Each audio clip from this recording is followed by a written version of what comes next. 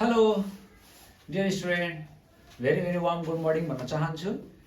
भोलि हजुरको फाइनेन्सको इक्जाम छ, त्यसकारण चाहिँ म हजुरमाझ अर्को एउटा long question time value of मनीको जुन एउटा क्वेसन छ त्यो क्वेसनको चाहिँ सोलुसन लिएर आएको छु।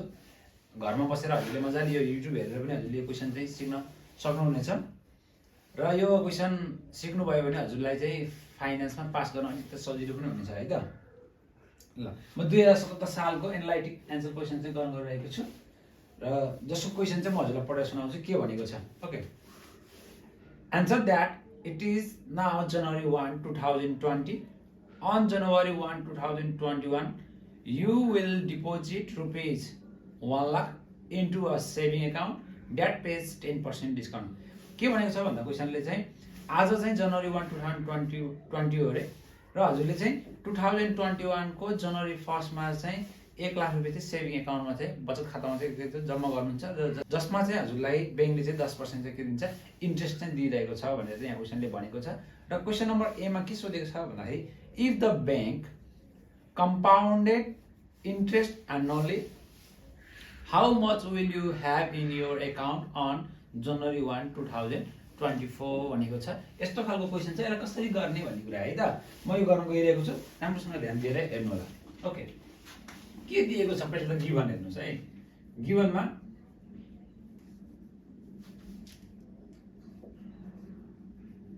गिभन के दिएको छ भन्दाखेरि हजुरलाई डिपोजिट अमाउन्ट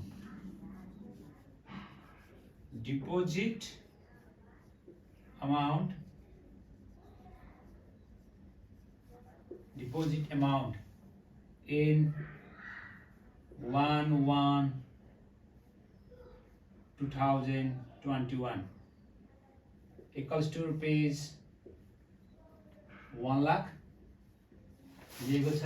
अनि हजुरलाई दिएको छ इन्ट्रेस्ट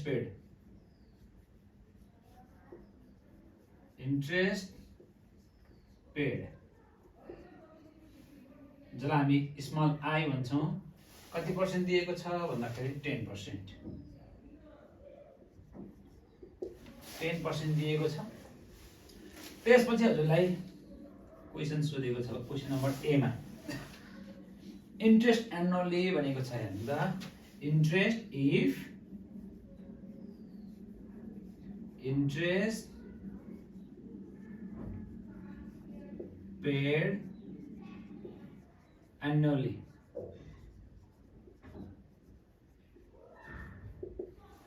के भनेको छ अरे यदि इन्ट्रेस्ट पेड चाहिँ एनुअली छ भने त्यस्तो अवस्थामा क्वेसनले के सोधेको छ म हजुरलाई टाइम चार्टबाट देखाउँछु। हजुरले टाइम चार्ट पनि बनाउनु पर्ने हुन्छ है त। ओके, डिपोजिट अमाउन्ट 1 लाख रुपैयाँ दिएको छ 1/1/2021 मा। अनि त्यसपछि हजुरलाई के सोधेको क्वेसन नम्बर ए मा भन्दाखेरि 2024 को जनवरीमा चाहिँ यहाँ चाहिँ अमाउन्ट चाहिँ हेर्नुस् त कति हुन्छ भनेर चाहिँ हजुरलाई सोधेको छ। सजिलो क्वेसन छ हेर्नु त। अब यसो हेर्नुभयो भने हामीले यदि 2021 लाई प्रेजेन्ट भ्यालु मान्नुभयो भने हेर्नुस् है, प्रेजेन्ट भ्यालु मान्नुभयो भने 2024 भनेको के हो त भन्दाखेरि फ्युचर भ्यालु हो है। हजुरले 21 मा हजुरले पैसा 1 लाख रुपैयाँ जम्मा गर्नुहुन्छ भने 2024 मा चाहिँ कति पैसा हुन्छ भनेर सोधिरहेको छ, भनेको फ्युचर भ्यालु सोधेको छ। त्यसकारण अब हजुरले सोलुसन गर्न सक्नुहुन्छ। कसरी गर्नु त अब सोलुसन भन्दाखेरि हजुरलाई फर्मुला चाहिँ थाहा हुनु पर्यो है। फाइनान्स भनेको फर्मुला हो solution.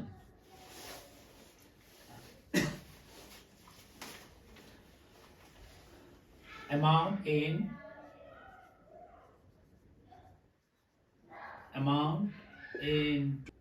1/1/2024 equals to what? We know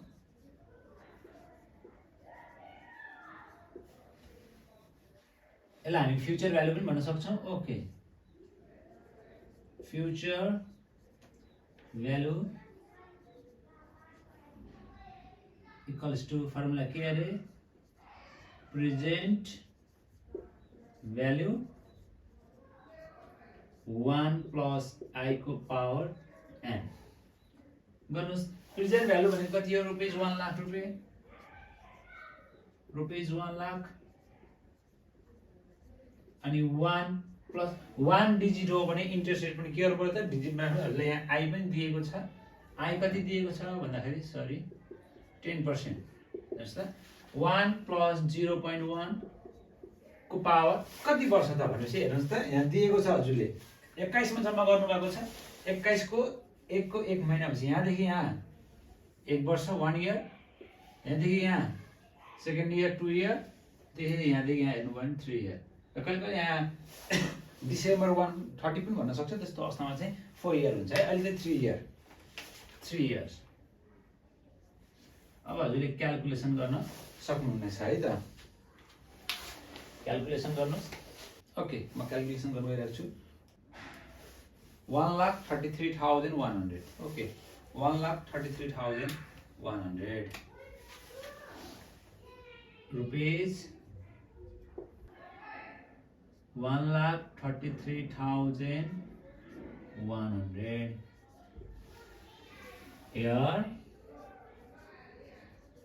here value the future value in 2024 January 1st is rupees कति भन्दाखेरि 1,33,100 ओके यसरी चाहिँ हजुरले क्याल्कुलेसन गर्न सक्नुहुन्छ है त फर्स्ट नम्बर सेकेन्डमा भनेको छ फेरि के दिएको छ सेकेन्डमा बीमा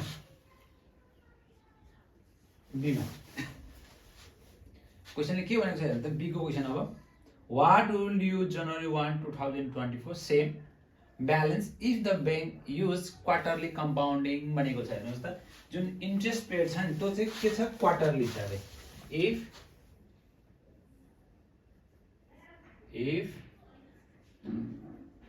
interest paid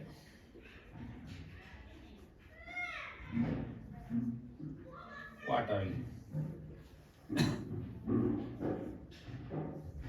इन्ट्रेस्ट पेड के छ भनेर क्वार्टरली भनेको छ हेर्नुहोस् है र हजुरले कहीँबाट लोन लिनुभयो अथवा कुनै ब्याङ्किङ सेक्टर भयो भने त्यस्तो अवस्थामा हजुरले इन्ट्रेस्ट पेड गर्ने चारवटा तरिका हुन्छ एउटा एनुअल्ली सेमी क्वार्टरली र अर्को हुन्छ मन्थली र हजुरले बुझ्नु पर्यो एनुअलमा कम्पाउन्डिङ पिरियड भनेको 1 हुन्छ सेमीमा कम्पाउन्डिङ पिरियड 2 हुन्छ क्वार्टरलीमा कम्पाउन्डिङ पिरियड कति हुन्छ त 4 हुन्छ 3 महिनाको 4 पटक तिर्नुपर्ने हुन्छ र मन्थलीमा चाहिँ कम्पाउन्डिङ पिरियड चाहिँ कति हुन्छ त भन्दाखेरि हजुरको चाहिँ 12 हुन्छ है त्यसैले अहिले यहाँ क्वार्टरली भनेको छ क्वार्टरली भन्दाखेरि कति हुन्छ त भन्दाखेरि 1 वर्षमा कतिवटा क्वार्टर हुन्छ भन्दाखेरि 4वटा क्वार्टर हुन्छ कतिवटा क्वार्टरली भनेको 4 अब यो 4 ले के गर्ने भनेर कुरा बुझ्नुस् है भनेपछि अब हजुरले के हुन्छ त धेरै कुरा बुझ्नै पर्दैन क्वार्टरली सेमी मन्थली भने हजुरले के गर्नु पर्दैन के सम्झिने भन्दाखेरि इन्ट्रेस्टलाई डिभाइड गर्ने अनि जुन हाम्रो पिरियड हुन्छ त्यो पिरियडलाई चाहिँ के गर्ने मल्टिप्लाई गर्ने है त अब हजुरलाई के सोधेको फेरि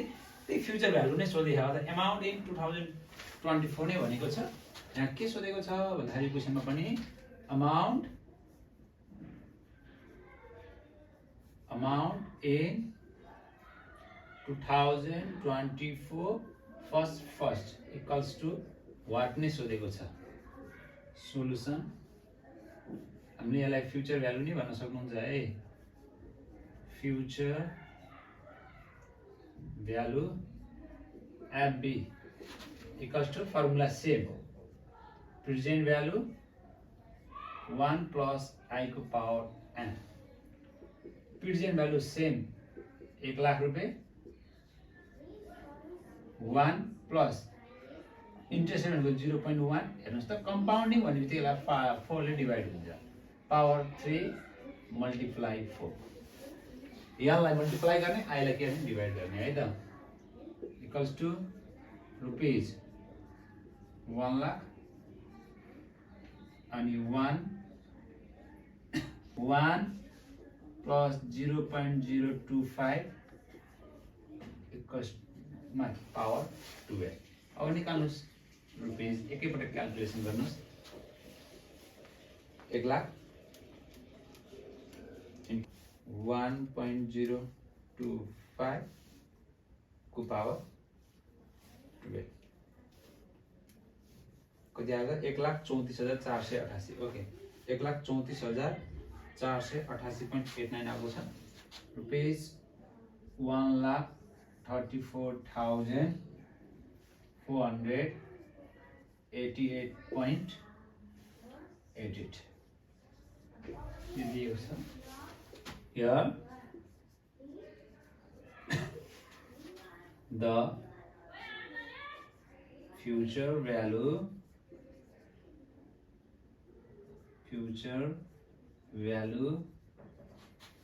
in 2024 January 1st is rupees 1,34,488.88. Okay, अब सी में जाऊं। Question number C. क्वेश्चन के भने suppose you deposit the rupees 1 lakh in 4 payments. 4 वटा पेमेन्टमा चाहिँ हजुरले के हुन्छ रे डिपोजिट गर्नुहुन्छ रे।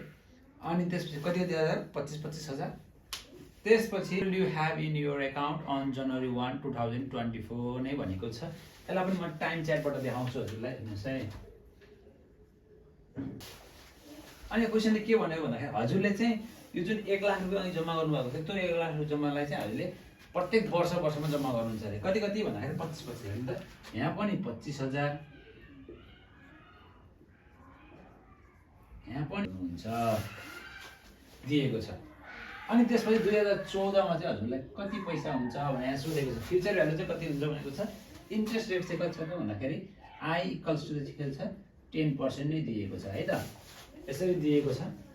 अब हजुरले के गर्नुपर्ने हुन्छ बुझ्नुपर्ने के कुरा छ भन्दाखेरि यहाँ हेर्नु हो भने 2021 मा एउटा भ्यालु दिएको थियो 2024 मा सोधेको थियो। यसलाई हामी प्रेजेन्ट भ्यालु मान्यौ। यहाँ यसलाई चाहिँ फ्युचर भ्यालु सोधेर हामी निकाल्यौ। तर अहिले क्वेशनमा हेर्नुहुन्छ भने प्रत्येक वर्ष दिएको छ भनेपछि यसलाई हामी पेमेन्ट इच इयर भन्छौँ। यसलाई के भन्छ भने पेमेन्ट इच इयर अथवा PMT भन्छौँ। अब PMT को केसको फर्मुला चाहिँ हामी यहाँ युज गर्नुपर्ने हुन्छ। ओके, यहाँ के दिएको छ त भन्दाखेरि पेमेन्ट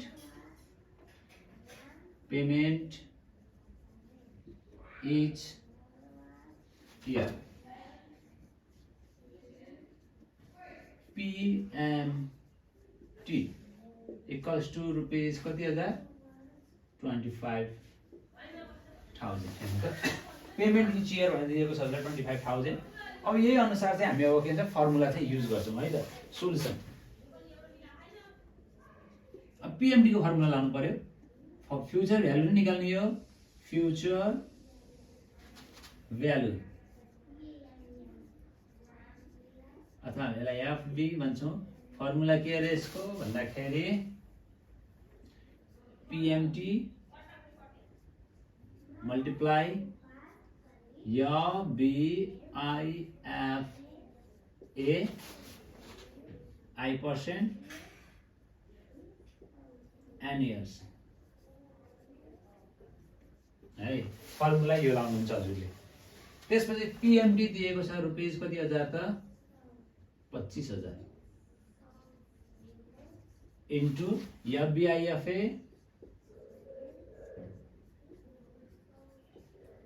I भनेको कति पर्सेन्ट 10%।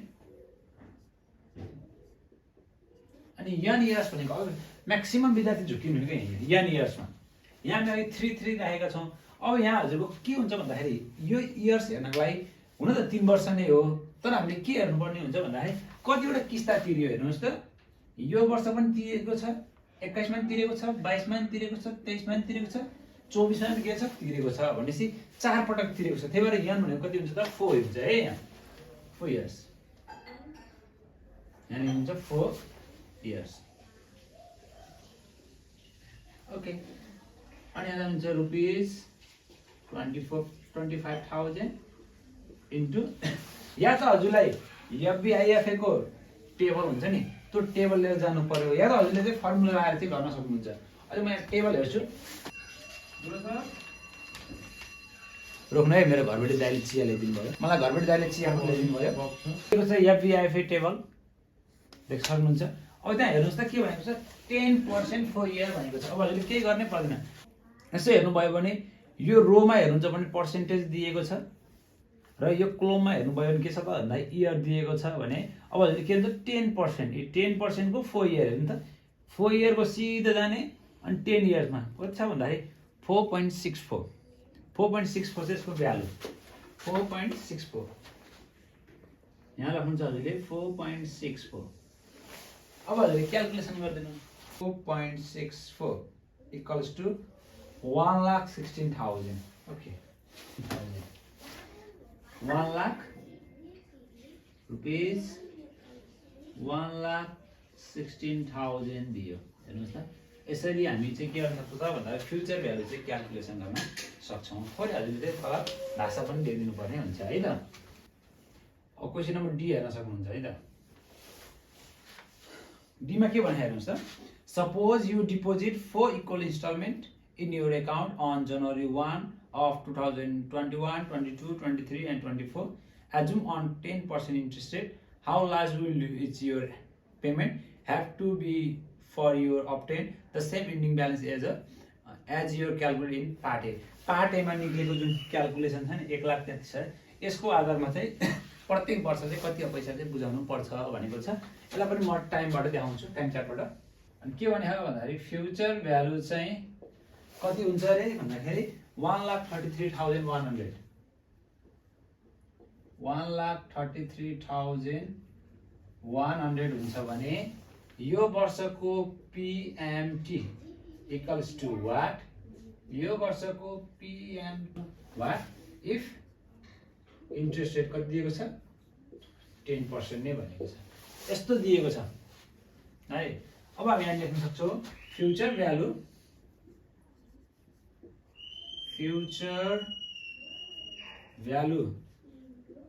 जसलाई हामी FB भन्छौँ FB इक्वल्स टु रुपिस कति 1,33,100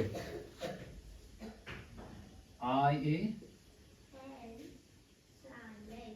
पार्ट A बाट त्यसपछि इन्ट्रेस्ट